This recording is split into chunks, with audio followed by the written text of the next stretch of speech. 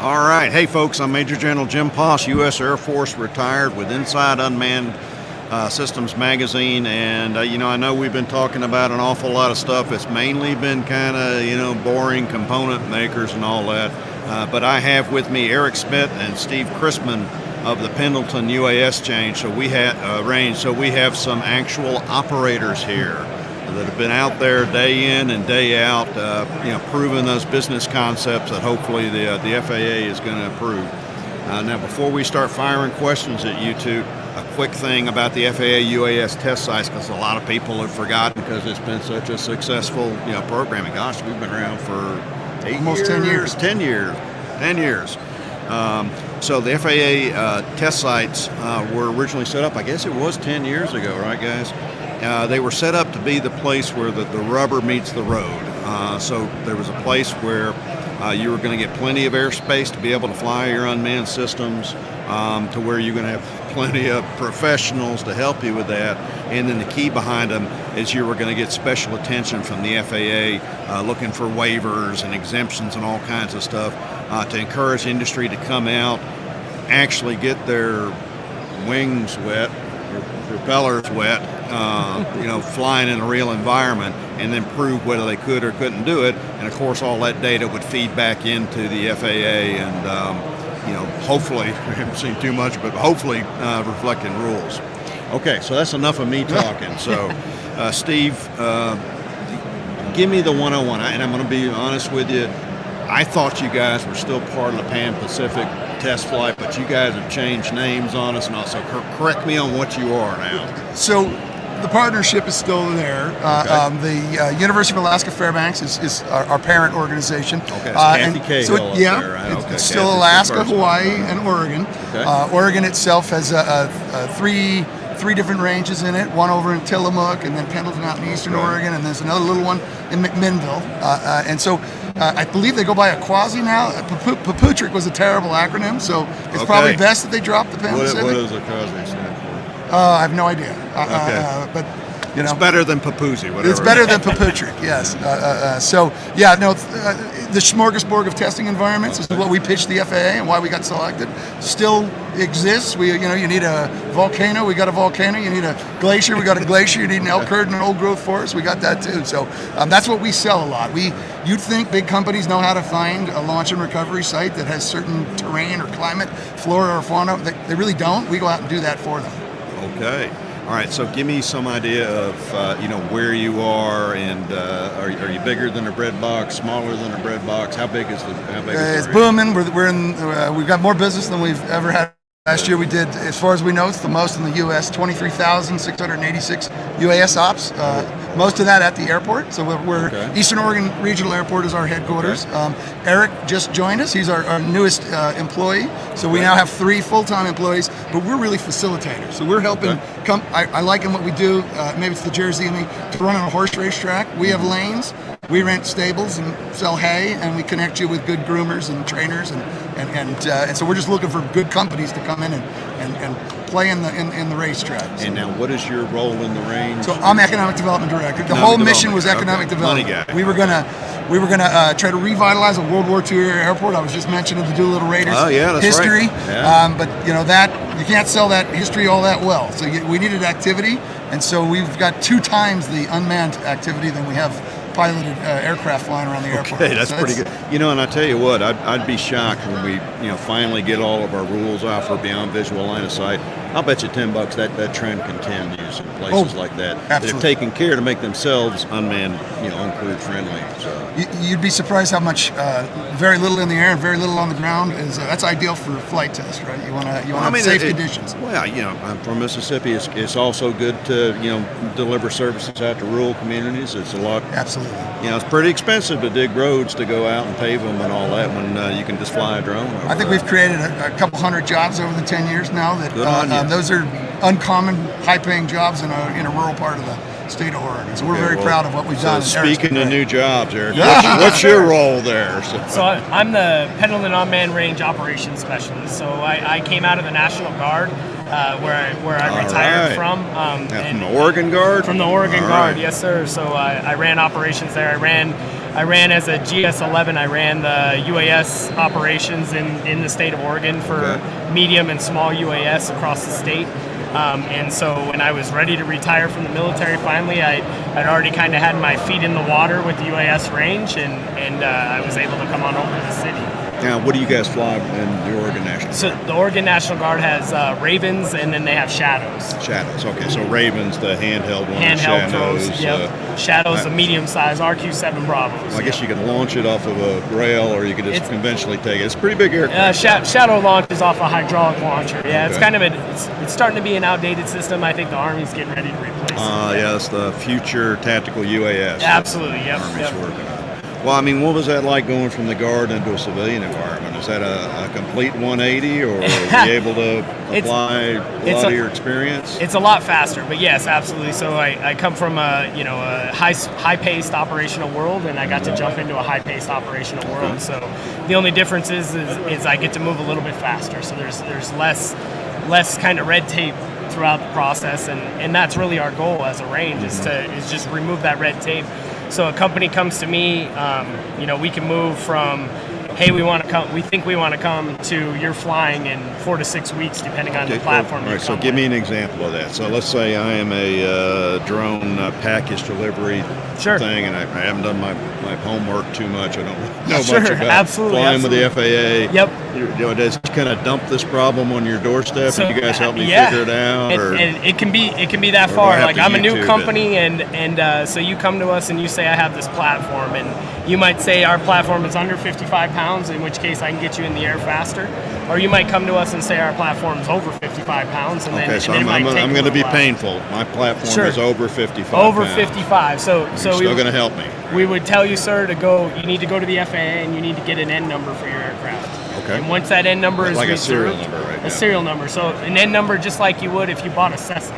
Okay. You have to get an N number for your aircraft. Once that's reserved, we run you through a process that turns your aircraft from a private aircraft into a public aircraft. And once it becomes, why is that important? Because you're still an aircraft. So COAs, which are certificate of authorization from the FAA, cannot be issued to private aircraft. Now, what's a COA? What does that do? So it allows you to waive certain rules throughout the UAS world. Okay. Or throughout the national airspace. So, for instance, the golden rule of aviation is that you have to see and avoid. Okay. Well, unmanned aircraft don't have a pilot in the aircraft, so therefore they can't see and avoid. And we haven't come to the conclusion of what's safe to sense and avoid at this point. Mm-hmm. So that allows us a waiver to mitigate that risk, but also go fly that UAV and still see and avoid that aircraft. And so I couldn't do that as a commercial entity. You can do it as, I'm assuming, the state of Oregon? Or? Well, we're through the University of Alaska, but we as the city of Oregon hold 2 COAs, and we're able to take your aircraft, put it on our COA, and then allow you to operate out there. So then once I'm in there, I can then apply for specific waivers to fly above 400 feet, or how does that So work? our COA already exists surface to 15,000 feet, and we have 14,000 square miles of space. So once you're on our COA, you just have to abide by our COA. Okay, so I can fly anywhere I want inside that 14,000 square feet, and then we run around. We take it upon ourselves. We run around to the public landowners, and we make agreements with them so that if we need to put you on a piece of property that's 1,000 miles away from our airport, then we'll find that landowner for you and we'll make that agreement. So can I fly beyond visual line of sight? So you can't. You can fly a long distance, but you have to have somebody that can see that aircraft and talk to that pilot on the ground. Okay, gotcha. All the time. Yep. Chase aircraft is another service we provide as well. So we'll connect people with folks for visual observers and also chase aircraft that'll track a longer distance operation. But you guys provide, obviously I'm leasing it and stuff, but you guys, do all that work for us. I don't have to go find some, skinny guy with a pair of binoculars. I like to say I guess you can't use binoculars. So. No, it's supposed to be unaided eye on all of our codes. I like to say we take the tedium out of testing. You can do this stuff anywhere, but you can go find a public partner and probably write yourself a COA. It's just all a very painful process. We try to make everything smooth. If government's problem is it's slow and obstructive, we try to be fast and facilitate. Okay, but that is the goal of testing, is to make everything boring. You don't want an exciting testing program there. Right, absolutely. So that's, we're very business sensitive. We want you to be safe, but we also understand that having 20 engineers or pilots and maintainers standing in a field or on an airport is expensive if they're not actually getting you to pay dirt, which is commercialization. Right. So speaking to the microphone, sorry. give us some secrets here. All right, you're being recorded. Yes. What's your biggest customer? Or can you tell us? Eric? But right now, and there's some people that one day may overtake this, but right now our biggest customer is Amazon. Amazon? Absolutely. So I mean, are they doing package delivery? They absolutely are testing their package delivery on our range. Yep. So we have some real nice growing customers too, like Sprite with Sprite, medical transport.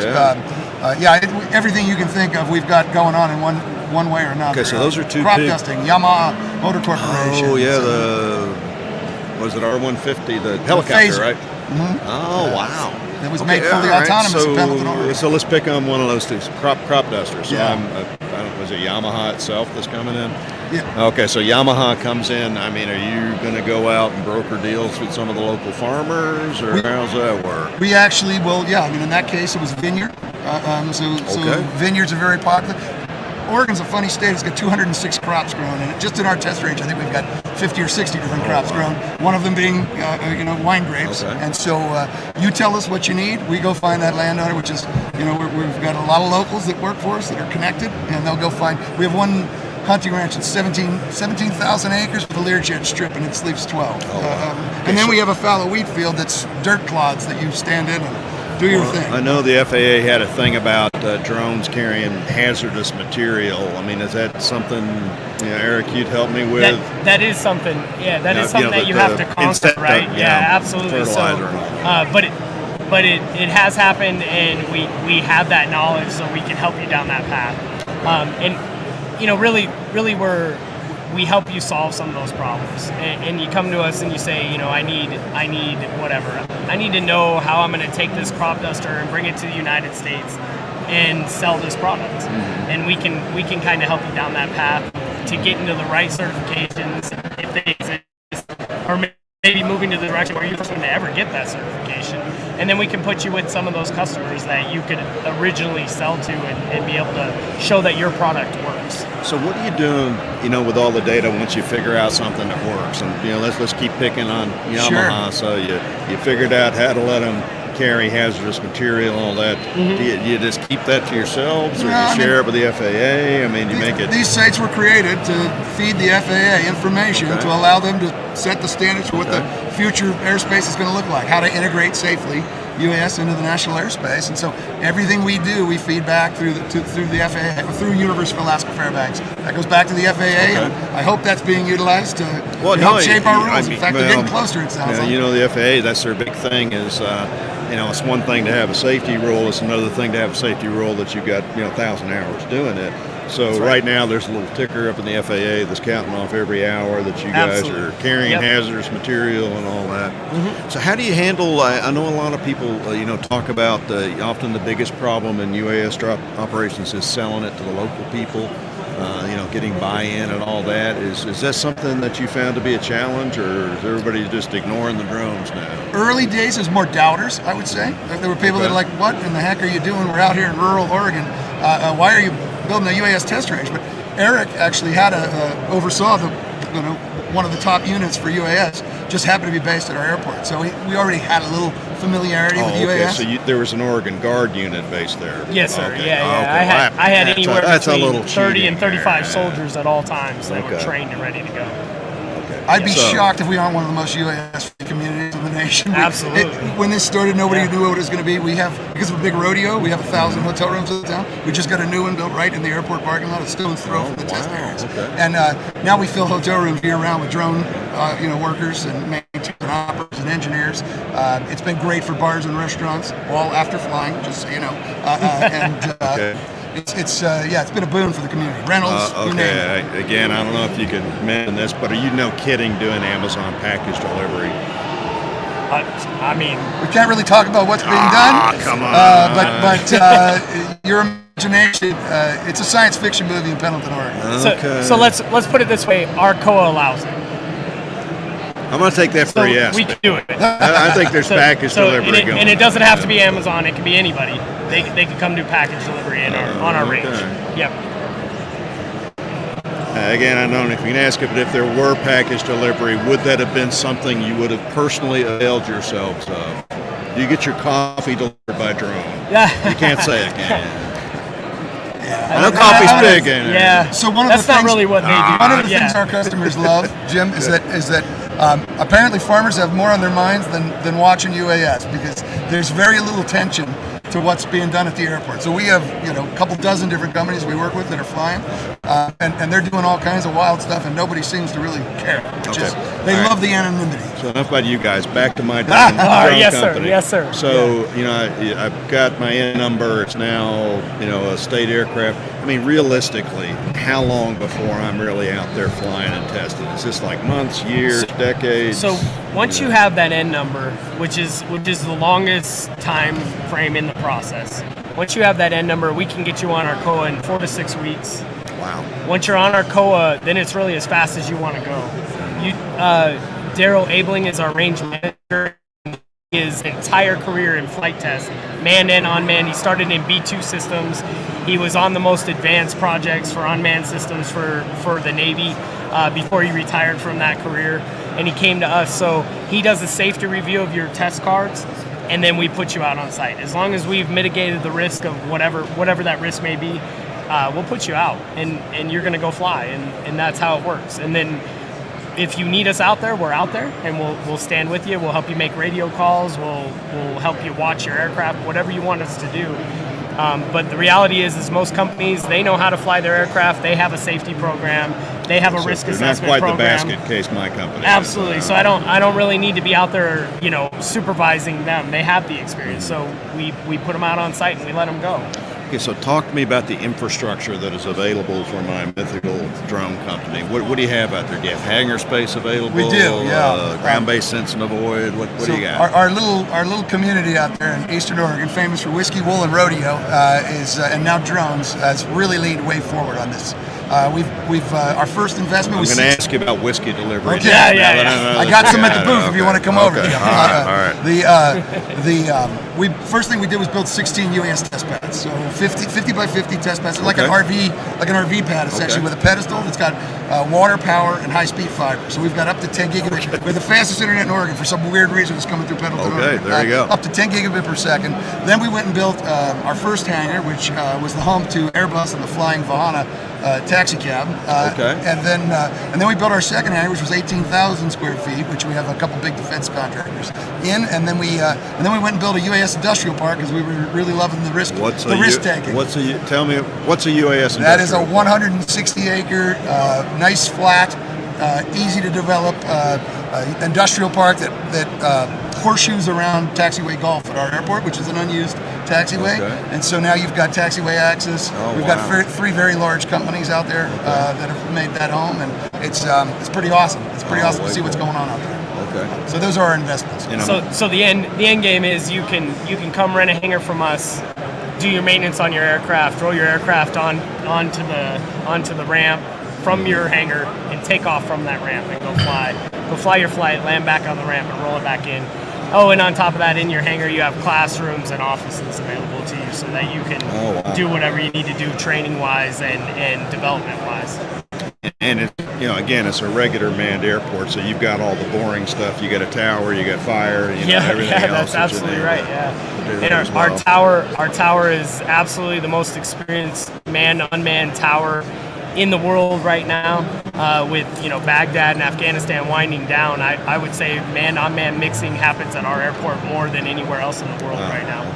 We have an air station on site that's staffed all through summer, which is really your high flyer potentials, and then we also have all our trainees are up at the airport, fire trainees. So we've got a pretty awesome crew. Your neighbor over here, Sigma Design, runs our machine shop inside the Center of Excellence we have at the airport. Cool. So they're an amazing company out of Washington. So we're looking for partners. We want to address every possible facet of taking your product from cocktail napkin to commercial. Okay, I know another one. Do you guys get into the advanced air mobility eVTOL thing, or do you specialize elsewhere? So Airbus was the original. So the Vahana project was the original that's air right. mobility project, you did mention right? That. You did mention and that. they absolutely successfully tested that level out. and then moved on and took that technology and what they learned from that on to So the they next were step. successful. Absolutely. Yeah. 138 amazing flights out over the wheat fields, Wow. all by no human interaction, just remarkable. It's the Jetsons coming to life in little rural Eastern Oregon. Oh man, that's amazing. But the other answer is any company that wants to come to us and do that, then we get them onto the COA and they go do that and they go test it, and they'll do it cheaper than anywhere else in the world, and they'll do it faster than anywhere else in the world, because if a part breaks and it's an original part, we can build it on site in less than 24 hours. Okay. And I know Oregon State is an Assure school, Alliance for System Safety of UAS, the Research Excellence, the FAA's COA. I know University of Alaska Fairbanks is too. So if I've got an issue where I need to, borrow a PhD for a while to pontificate on it, I'm assuming that you've got active relationships with Assure to help that. That answer right there is Sigma Design. So that's Okay. that's part of what they do. So they have a bullpen. They call it a bullpen of engineers that are just sitting around waiting for the next task to Okay, take I got to on. think of a more appropriate term for a gathering Sure. of engineers. I don't know. So yeah, they're sitting around and they have a lot of disciplines available. So yeah, if your company showed up and they need to solve some problem that you didn't have an engineer available for, then we can go to Sigma Design and we can say, hey, we need, I don't know, an aerospace engineer for a month, and they would come to that agreement, and you'd be able to take that aerospace engineer. They take no IP, they just do that contract, and then that engineer goes home and you get your problem solved. So what's your level? I mean, are you 100% commercial, or do you do anything for the state of Oregon, or, I mean, is it just all commercial, or do you have, feds and other guys out there? Well, yeah, we've worked with the Forest Service. We've feds. we've worked with a lot of all kinds of. I mean, you name it. We're a who's who of operators out there. And again, we're agnostic. We couldn't care less what you're doing, again, as long as you're being safe. It is an amazing operation we've got going, and we don't see it letting up anytime soon. I mean, we had our best year last year, and this is going to be another amazing year. I'm trying to think of other agencies that we've dealt with nationally. A lot of our customers are selling. I love to tell the story. Argentech is flying an aircraft called FireEye. I love that story. So they got into it and they said, you know what? Firefighters on the ground during forest fires need this technology, and they need live streaming of what's going on the ground all the time. And they bought an aircraft and they retrofitted it with the things that needed to be able to survive the harsh conditions over a forest fire. And they were one of the first federally red-carded aircraft in the country to be able to fly UAVs over a forest fire, and they've been doing that for a couple years now. And now they're starting to pick up contracts with the state of Oregon BLM and with Idaho BLM, things like that, to be able to go out on emergencies with those entities. That really, do we work with those states? Absolutely, we work with that company to get them down that road, and that benefits me, because I go out hunting and fishing and camping in the forest, and I don't want the forest to burn down. And I know that with their technology available, that forest isn't going to burn down as fast or as ruthlessly, and I'll be able to still go out and enjoy that environment all the time. So, speaking of things burning up, you mentioned that you're close to an active volcano. Have you had anybody do any volcano work, like lava sampling, something cool? I might change my company from package delivery to lava sampling. Our friends in Alaska have the active volcanoes. I don't think any of ours are active. I think Mount St. Helens is probably the last one to blow close to us. But part of that Pan-Pacific Range is never. Hawaii. Yeah, So who knows? fingers crossed. Okay, well, I'll stick with package delivery. There you go. We don't want Mount St. Helens going off. That's right. I think just the diversity of the terrain. And you'd be shocked. When I moved to Eastern Oregon, I thought it's going to be one giant wheat field. We do have a lot of flat rolling wheat fields, but mountains of all sizes, up to 10,000 feet. I mean, you have alpine environments. It's really remarkable diversity. I know you guys won't say anything about this, but have you ever gotten Bigfoot on any of your videos out there? We are actually one of the more popular places to Bigfoot hunt in the country. Right. And there's Okay, so I'm now changing my UAS business to Bigfoot You're hunting hunting. Bigfoot? But would you help me hunt Bigfoot? Absolutely. if Fly you down did- the Umatilla River there. Okay. we need you to do some facial recognition. But we'll out and hunt for him for sure. Or we'll get our All right. customers to hunt for All right, so I've now changed my Right, business no problem model. with that, Going yeah. after Bigfoot. him. And I think what we're doing, we're about to be hopefully named Oregon's only UAS Center of Innovation Excellence, which is going to bring with it resources. And then, the gorge, if you're familiar with. I am not afraid. You have a gorge? Well, you've been holding back on me, man. The gorge is two hours from us, and that's where the Columbia River runs through. And in situ is an amazing economic development story. Yeah, that's in right. Hood River there, and Hood then River, Bingen on the other side. yeah.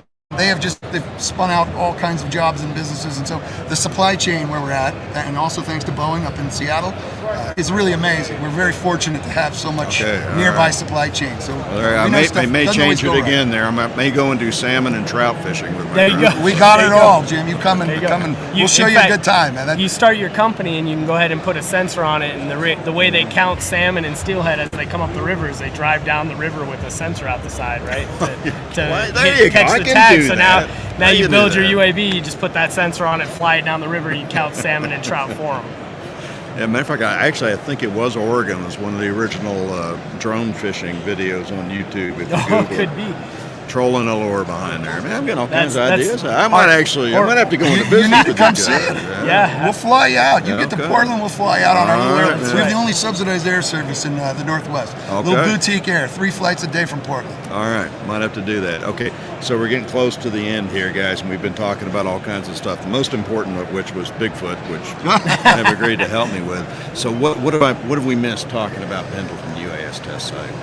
I think just the level of attention we pay to being business friendly. I mean, just understanding the client's pain, and that until these commercial markets open, they've got a lot on the line. This is very expensive R&D, and we are not going to do anything to slow the process. We are absolutely here, with a focus on safety. We are here to speed it up and get folks to market as quickly as possible. That sounds good, Eric. What do we miss? What's I don't know. I'm really blessed. I get to wake up every day and I get to walk out and I get to see the greatest technology in the world being developed out on our range. And I just hope if your company's building the next new great thing that you come out and see us and we get to put you out there as well. Okay. And you did you actually move, or you were at the same place there? Or Yeah, I was working in Arizona before my last deployment, and while I was on my deployment, the company I was working for was going to send me to Afghanistan. And I said, no, I'm not doing that. And so I got offered a job in Little Pendleton, Oregon. I'd never been there before. My wife moved the entire house to Pendleton. On a whim, we called somebody and rented a house over the phone, and we just love it there. My kid's grown up there. He plays sports for the school. I just love the town. If they name a whiskey after you, you're doing something right. So There Pendleton you whiskey, go. Yeah, everyone should partake. It's a magnificent whiskey. And I tell you, you do have parts of Eastern Oregon that do look a little bit like Afghanistan, but the good part of Afghanistan. Yeah, that's out near Umatilla Chemical Depot out there. That's not Pendleton. Yeah, you don't want to go out there. That's right. That's probably a good thing. I don't think Bigfoot's going to go out there. It'd be too easy to spot out there. Yeah, that's right. No kidding. All right, folks. Well, fantastic. So, Steve, Eric, you really educated me. I may be coming to talk to you about I forget what I said. I don't know if it was you could salmon come do fishing package or delivery and salmon fishing. All right. Well, and Bigfoot too. Let's not forget about that's that. right. One of those three, I'm going to pick it out. I'm going to go see these guys. So, Awesome. thank you very Thank you. much.